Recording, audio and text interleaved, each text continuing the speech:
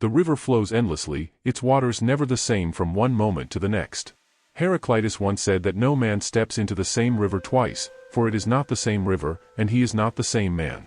This ancient wisdom speaks to the heart of Stoicism, the acceptance of constant change and the impermanence of all things. Life, like the river, is in perpetual motion, and our task is not to resist its currents but to navigate them with grace and resilience. Stoicism teaches us that we cannot control the external world, just as we cannot stop the river from flowing. What we can control is our response, our thoughts, our actions, our judgments. The water may rise and fall, storms may come and go, but the wise remain steady, anchored in virtue rather than tossed by circumstance. The river does not lament its changing nature, it simply is.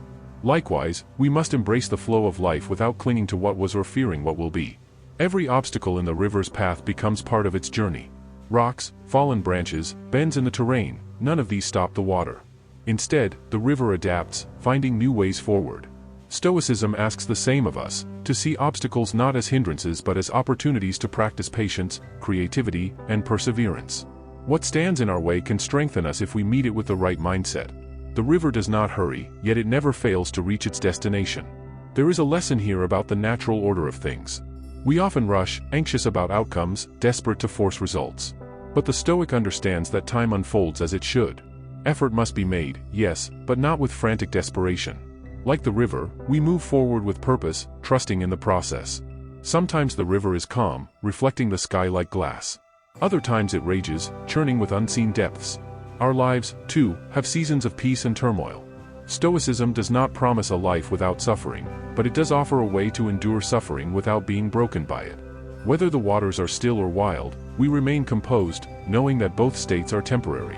The river nourishes everything it touches. It gives life to the trees along its banks, the fish within its depths, the animals that come to drink. Stoicism reminds us that our existence is not just for ourselves, we are part of a greater whole. Our actions should, like the river, bring sustenance to others. Virtue is not a solitary pursuit but a contribution to the world around us. No drop of water in the river resents its place. It does not envy the waves ahead or begrudge the ones behind. It simply flows where it must. Similarly, Stoicism calls us to accept our roles without complaint. Whether fortune favors us or tests us, we play our part with dignity, knowing that every moment has its purpose in the grand design. The river does not cling to what it carries. Leaves, silt, debris, all are taken by the current and eventually released. We, too, must learn to let go. Possessions, status, even relationships are transient. Stoicism prepares us for loss by reminding us that attachment is the root of suffering. To flow like the river is to hold things lightly, appreciating them while they last but not despairing when they pass. In winter, the river may freeze, but beneath the ice, the water still moves. Appearances deceive, stagnation is an illusion. So too with our struggles. Even when progress seems halted, inner transformation continues. The Stoic works in silence, unwavering, knowing that growth often happens unseen. The river does not debate its purpose.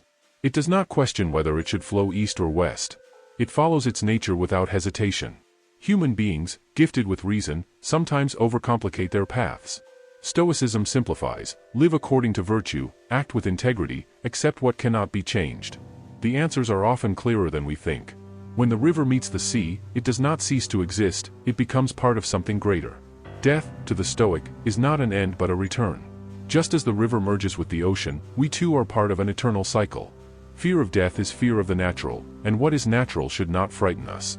The river carves canyons over centuries, not through force but through persistence. Small, consistent efforts lead to monumental change. Stoic practice is the same: daily discipline, small choices, repeated acts of courage and self-control. Over time, these shape character as surely as water shapes stone. The river does not compare itself to others. It does not measure its depth against another stream or resent the rain for feeding its rival. Comparison is a thief of joy, and Stoicism teaches us to focus only on our own journey.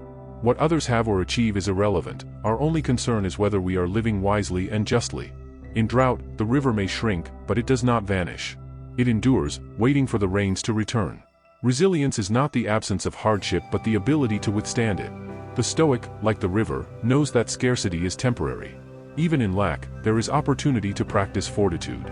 The river does not seek applause.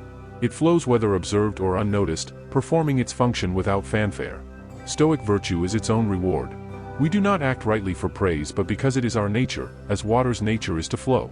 External validation is fleeting, inner integrity is eternal. Sometimes the river must flood to restore balance. What seems destructive may in fact be necessary.